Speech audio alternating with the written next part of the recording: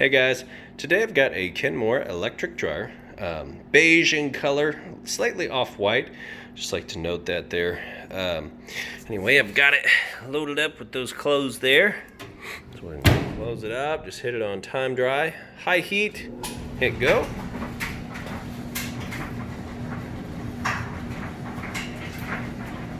As you can see in here, it's a nice smooth operation. Excellent overall condition, and I'm going to show you that it is in fact heating like it's supposed to.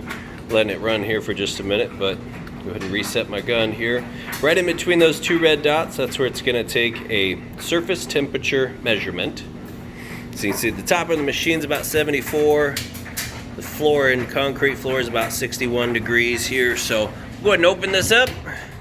We're going to shoot it right inside the heating element tube there.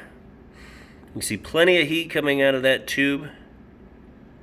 The tube itself can get pretty hot.